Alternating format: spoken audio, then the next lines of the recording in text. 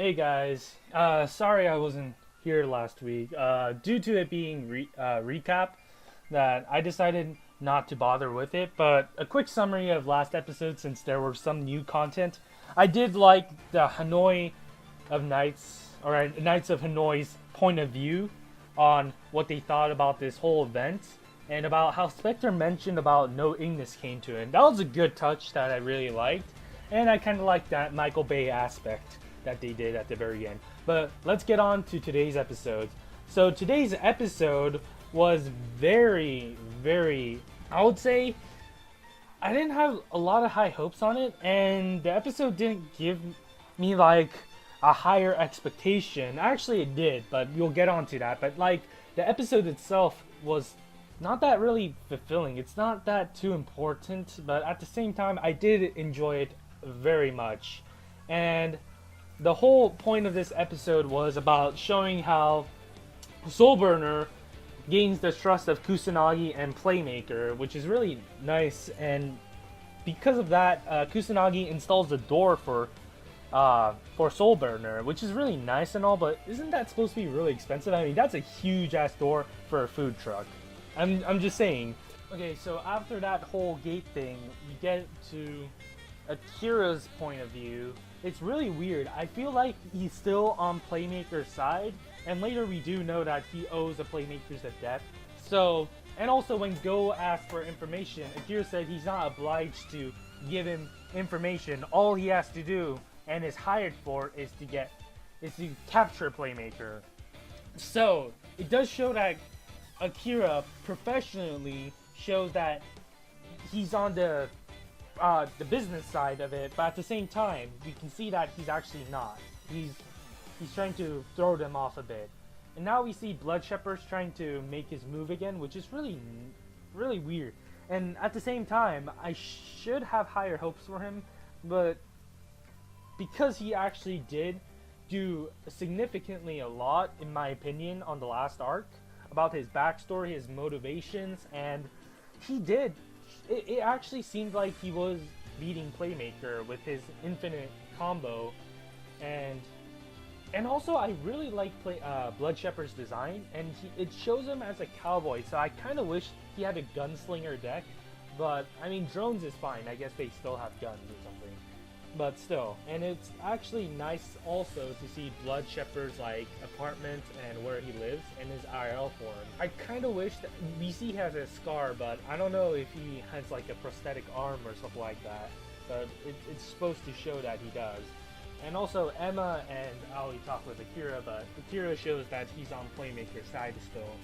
So it's kind of weird that there was no interaction of Aoi trying to talk to Akira about like, so you didn't want them to be captured or something like that. There was nothing like that. It is what it is. But at least we know that Akira is a bit on the gray side. Yeah, and he's also conflicted, but he actually still wants to know Playmaker's true identity, which is what everyone should know. Like I didn't think it would take this long for them to actually try and think to find his real self. But Aoi mentions a real nice thing about how humans can't change their nature. So I'm also on the side that Aoi will be the first one to find out who Playmaker is, and hopefully we get more character development due to that. And we see Playmaker and Soulburner finally at school for like after 15 or 16 episodes or something. But I was hoping for more slice of life, but it is kind of cut short a bit. At least we see Naoki a bit about how he's a big fan and all, and how he's like a really kind of creepy. But I mean, I guess some hardcore fans are like that. But yeah, we're cut too short about how Emma and Aoi are gonna make a trap to lure Naoki to get more info about him. So we finally see Emma duel. So before I saw this duel, and before any of this, I was really worried that if Emma loses, she'll be forever treated as one of the joke characters of whole Vrains. At the same time, Naoki is supposed to be a joke and this really invincible character that cannot be beaten because for the sake of humor, like against the Knight of Noi, he won by sheer luck and comedy.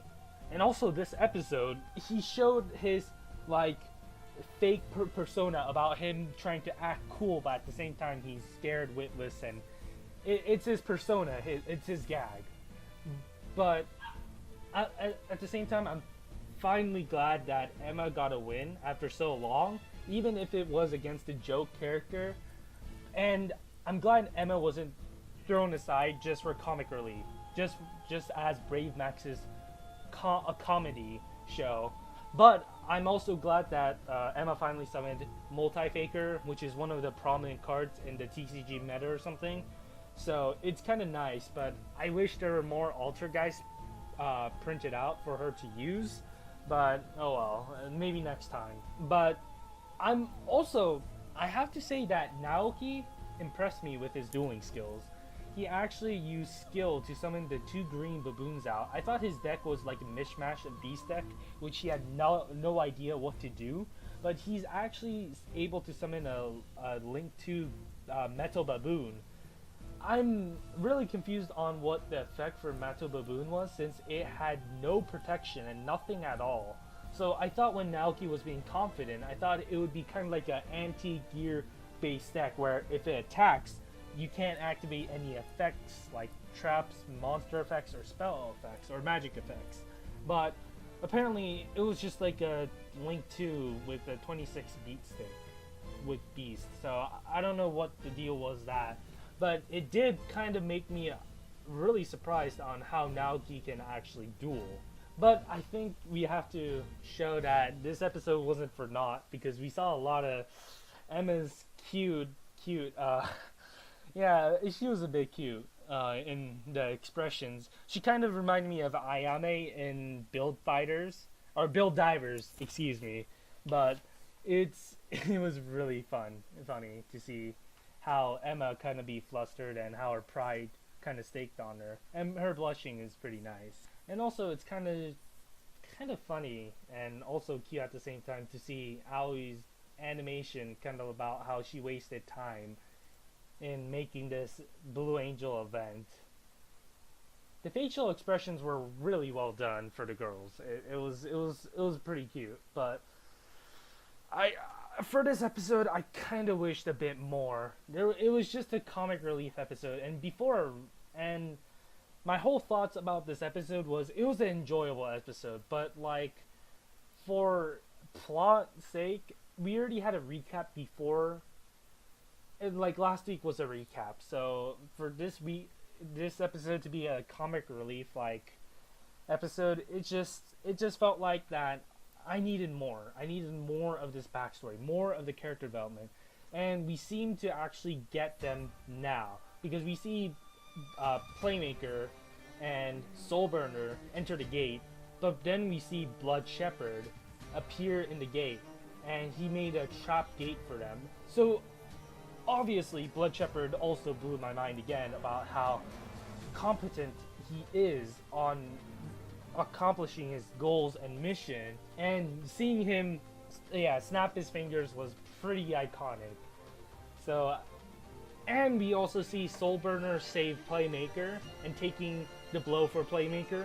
But it's also really interesting that we finally see Playmaker actually be genuinely worried about Soulburner, like probably as a friend, but probably out of guilt as well. And then we see brief moments of Soulburner's flashbacks and his torture scenes, which was like the hype level, and then the expectations are rising a lot. And then now we'll talk about the preview.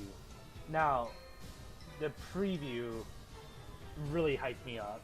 Soulburner, at the time, we're gonna see Soulburner's past about the whole bully, his whole delinquent life, and more about his childhood friend. I forgot her name. Kiku, right? Kiku was the one. And so we get to see more of Kiku, and I kind of wish there's more action scenes about him fighting. Like, he kind of reminds me of Jonochi a bit, with all his past about his delinquent life. and how he turned a new leaf after meeting Playmaker or hearing the news. But hopefully Kyuku doesn't die or something. I don't know. It's Vrains, so Kyuku dies somehow. That's wow, way to ruin ships, I guess. Anyways, that is it for me and this episode. And this episode was great, and I'm hope to see you in the comments below, and I'll see you in the next episode. And there we go.